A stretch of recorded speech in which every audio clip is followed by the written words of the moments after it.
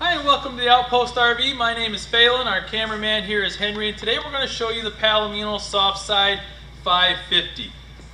Couple things before we get started. This unit here is designed for a half-ton truck with a short bed or long bed, including the 5.5-foot bed. So you can put it on a 5.5-foot bed, 6.5, or 8-foot bed. On an 8-foot bed pickup truck, you are able to close your tailgate and have some storage space in the back, between the tailgate and the back of the unit. Another thing, we also order these all in the cool gray color for two reasons. The quality of the fiberglass is better than the white, so you do have a white option if you would like. However, the white is what they call a performance glass, so it's more like a Phylon, and you can actually see the fibers in the fiberglass. Where this is a gel-coated fiberglass, it's a much more durable, heavy-duty, easier to fix if you do happen to damage it. And then also, secondly, it would not show your black streaks like the white does. All right, we'll start here in the back. You'll notice this does have what they call your Badland Package. So this does have a couple options that your standard 550 doesn't, and that would be your second battery tray on the outside. It has a solar panel already installed for you on the roof, and it also has the Thule rack up on the roof. So if you'd like to take kayaks or bicycles along, you can do that. So at the entry door on the inside, you'll notice there is an integrated shade right here in the window. You do have your large grab handle that closes during travel. Right here you have an exterior amber porch light. And then right beside that is an additional mounting bracket. This is where you can mount a backup camera if you'd like. That way you can either visually see out the back or watch what you're towing as far as a boat or whatever you're towing out the back as well. This does have your manual jacks at the four corners. There is a hand crank that does come along, and also an adapter that you can put on a cordless drill. If you look at the pictures, I took pictures of that so you can see what that looks like. On the cordless drill, you can run each jack up with a cordless drill adapter that comes along with that. It is prepped and ready right here. If you'd like to upgrade to the electric power jacks, basically we remove the screws on the jack, remove the head, put an electric motor on here, plug it in. We would have to install your brain and your remote on the inside. Then you can run each jack individually or all four together. Alright, you do have your four clamps at the four corners along with your safety pin when the roof is down to clamp that up. You have your outside shower that does have your hot and cold water. This is your kitchen drain. So your kitchen sink on the inside does not have a holding tank. This is your drain for that, so if you have a short garden hose that you can connect this to run it out into a tote or on the ground, however you would like.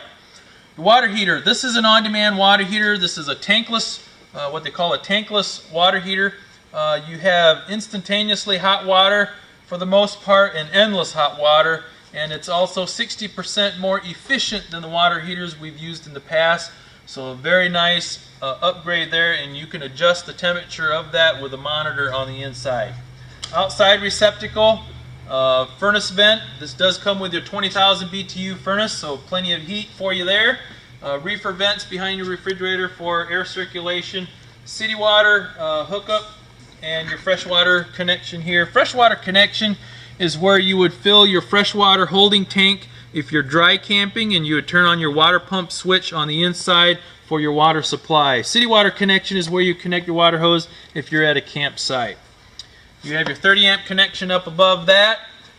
This here does come with a detachable cord for your hookup at the campsite, and this also, when you're plugged into this, you would have, it also charges your onboard battery. So we move around to the front here. This cord also comes along with, this is a double 7-way male cord. This runs back along the inside of the bed and plugs into your 7-way on the truck. That's what powers your clearance lights. This would also charge your battery while traveling. So as you travel, or whether you're plugged into your shore power, it will charge your onboard battery. Right beside that is a portable solar panel port. So if you do have a portable solar panel that you like to connect through that to charge your batteries, you could do that.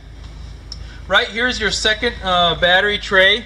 The first one is on the inside. The step that goes up into the bed would be where your main battery is. If you add the second battery, this is where that would go. You have a 4-inch bumper on the front. This is just so the front of the camper doesn't rub against your truck rail there on the front. Then you also have your cab window. This does open and close, so you have that cab window there if you need it. We're going to walk around the front of the unit so you can see what that looks like, and then I'm going to slide the ladder over.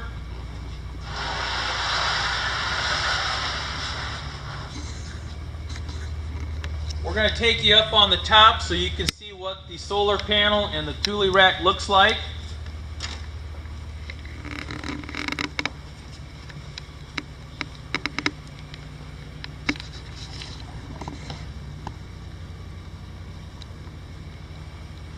And you'll notice there are 3 vents up there, I believe, and the center vent, if you would like to upgrade and put an air conditioner in, that's the location that that would go in.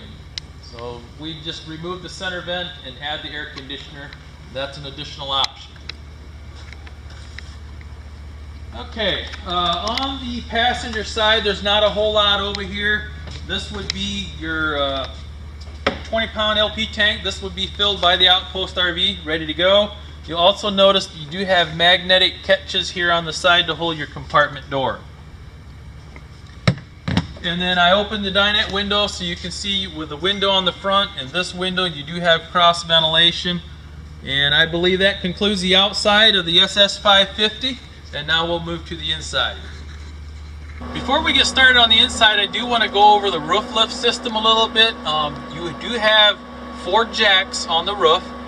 They are each individual on individual limit switches, so as you run it up, one jack might cut out before the other, so they are on limit switches. And you have your up and down switch right inside the door. You do have an on and off switch, so if after the roof is clamped down, you probably want to turn this off. That way, if something does hit the switches, try to operate the roof while the latches are attached. It won't operate. So you turn the switch on, you run your roof up and down. I already lowered the roof just to speed up the process of the video. As you can see, the canvas here on the side is all relaxed.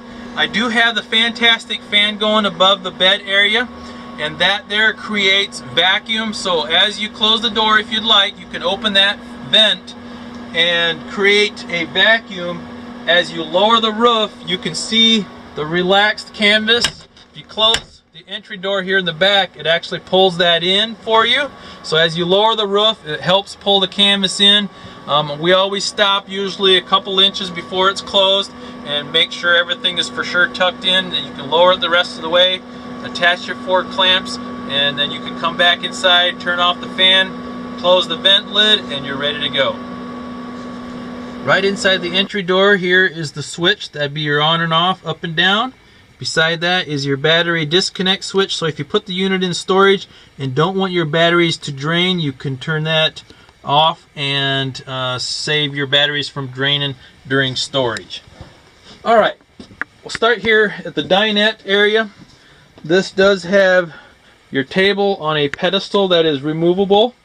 So you can, if you look at the pictures on our website, I do have this removed. There is a plywood platform made up for this area and an extra cushion that comes along, so you can turn this into an additional sleeping area if you'd like.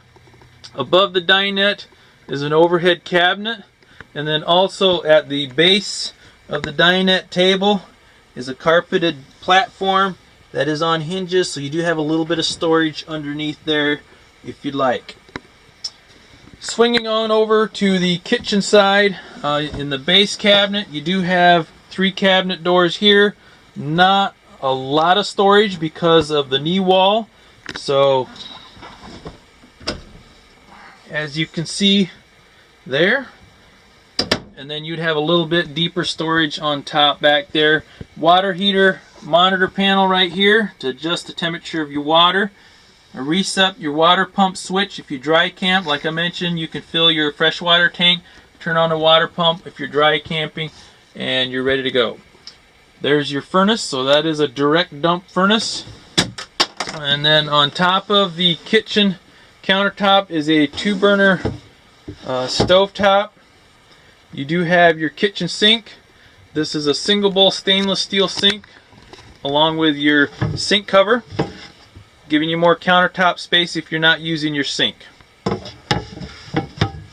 And then you also have an overhead cabinet above the sink as well.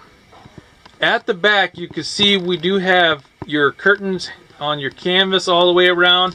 In the back, I did tie this up so you can see what that looks like. There's Velcro straps that holds that up. There's also zippers right here where you can unzip, and then you have the screen on the outside.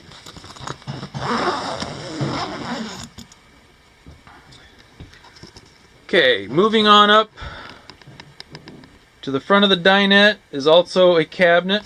On this cabinet you have a large countertop for storage there, your thermostat for your furnace, and a charging center. This has a 12-volt plug along with USB ports, and then a receptacle beside that. At the foot of the bed, again, have storage.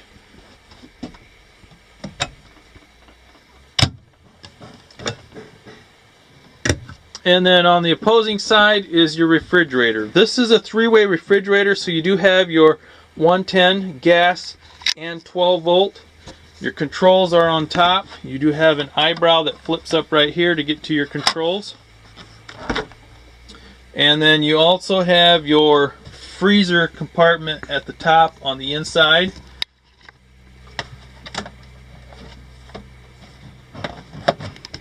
And then a large countertop on top of that. We'll now move, before we move up to the bed area, the area that you step on right here has some carpeted plywood platform here that you stand on. That is removable. That is where your stationary battery would be, your freshwater holding tank, your water pump, plumbing, and so forth would be down in that cavity, so you can get to that. You do have a privacy curtain at the bed area, one on each side. You got your fantastic fan vent that I was talking about earlier.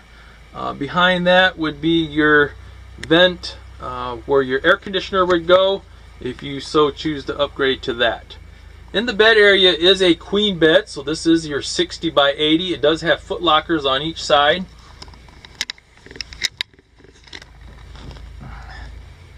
So you do have a lot of nice storage up here as well. There's a spare cushion for the dinette. And I believe that concludes the inside of the SS550. Do one more brief walkthrough for you. Oh, there's one more thing I did forget to mention. At the base of the dinette, you do have storage on this end, as on each side, I guess, of the dinette and the base of your seat there. This cavity here, I do want to point out, obviously this model does not have a toilet. We do stock a porta potty that would fit into this cavity, so if you so choose to take a porta potty along, it does fit into that compartment. Alright, swing over here on the kitchen side. Again, we are the Outpost RV. You can myself or Henry at 866-338-9845. Again, my name is Phelan, and thank you for watching.